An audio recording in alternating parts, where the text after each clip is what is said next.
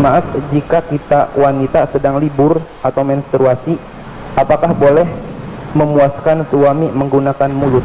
Terima kasih. Bismillah. Di saat kemarin ada yang tanya masalah apa itu?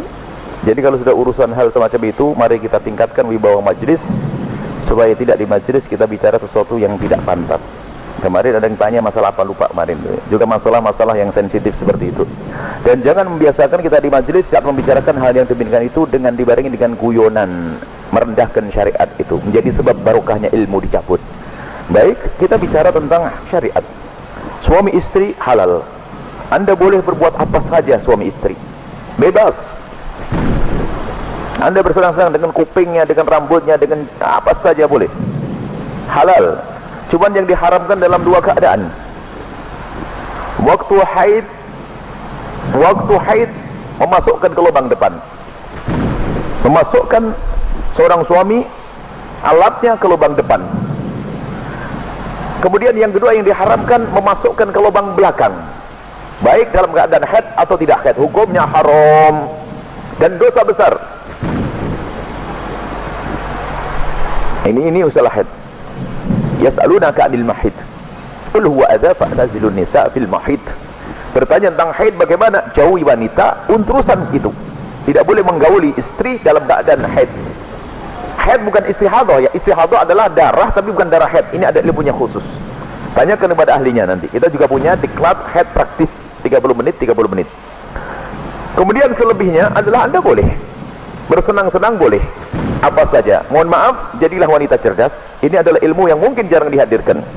Seorang suami yang soleh mungkin, seorang suami yang soleh, dia mungkin di luar melihat sesuatu yang diharamkan. Cuman dia orang menjaga diri. Astagfirullah, saya melihat aurat di luar. Karena dia seorang soleh, dia tidak mau menuruti itu semuanya. Karena itu adalah haram, maka dia tutup mata, pejam mata dan menjauhkan itu semuanya. Tapi dia seorang laki-laki normal, bangkit syahwatnya. Pulang ke rumah, istrinya mens. Istrinya ada halangan, ayo mau diapain? Ayo menjadi istri yang aktif, inovatif. Anda tidak boleh melayani suami Anda dengan sesuatu yang khusus itu. Tapi Anda harus bisa tenangkan suami dengan diri Anda misalnya. Mohon maaf, ini majelis mulia. Jika seorang suami mengeluarkan air mani dengan tangannya sendiri, maka dia telah melakukan kesalahan dan dosa. Tapi kalau dia mengeluarkan air mani dengan tangannya seorang istri, kekerasan istri, selesai. Dan itu adalah pahala. Maka jadilah istri cerdas.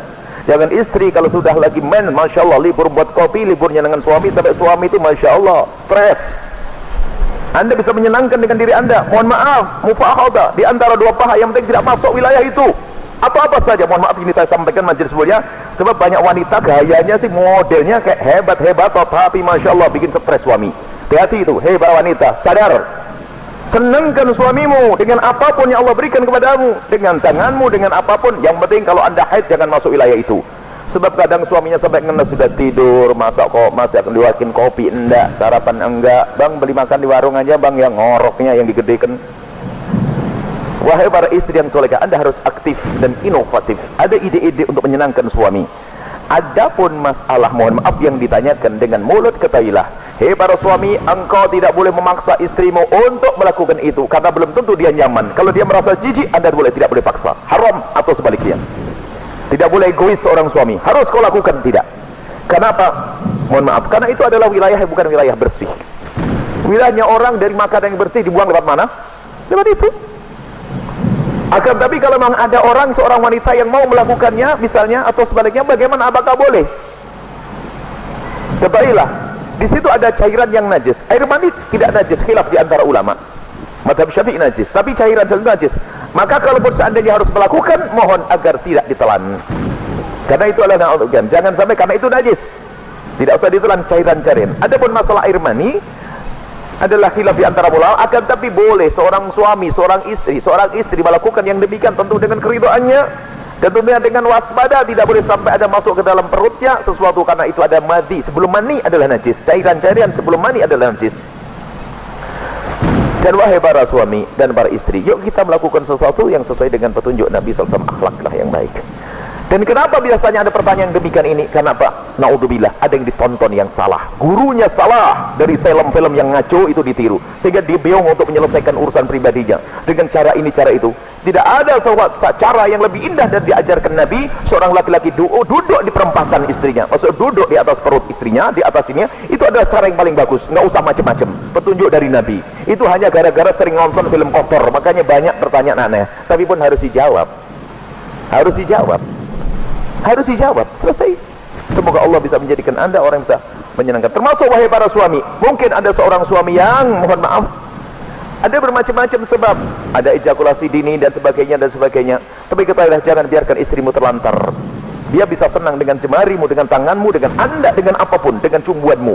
Jangan sampai menjadi seorang suami egois. Dan Nabi marah. Nabi marah dengan seorang laki-laki yang mendatangi istrinya seperti binatang mendatangi betinanya. Nggak pakai mukaddimah, pakai minyak wangi dulu deh para suami, sikat gigi yang bersih, kemudian cumbu, rayu, seperti halnya engkau ingin melihat dia cantik, dia jaga ingin melihat engkau paling tidak agak ganteng dikit deh. Kemudian lihat, seperti halnya matanya ingin melihat dirimu indah, telinganya juga ingin mendengar kalimat indah, dan juga hidungnya pun juga ingin mencium bau harum. Cobalah siap. Makanya sebelum pulang kantor itulah mampir pom bensin dulu deh, bersih-bersih pakai minyak wangi. Ini penting. Kemudian jangan sampai, mohon maaf, Anda puas, dia tidak puas.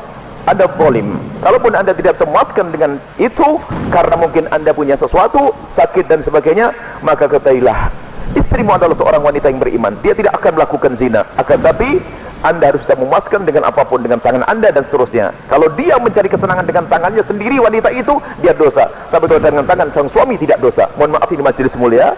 Dan jangan dijadikan bahan guyonan yang demikian ini. Ini adalah ilmu. Kadang-kadang begitu. Suami cuek, mendatangi istrinya sudah nggak pakai mukaddimah, langsung selesai. Punya anak 6, nggak pernah seorang istri merasakan senangnya dalam hubungan suami istri. Akhirnya apa? Itulah yang menjadikan istri ogah-ogahan. Mau melayani suami, saya dapat mandi saja. Tidak pernah mendapatkan kesenangan. Anda suami zalim. Baik, istri pun juga demikian. Selesai, aktif, inovatif, indah. Karena itu halal. Adapun yang haram tidak dibahas. Keharaman zina, hina, rendah di dunia, rendah di akhirat. Zina rendah di dunia, rendah di akhirat. Semoga Allah menjauhkan kita dari zina.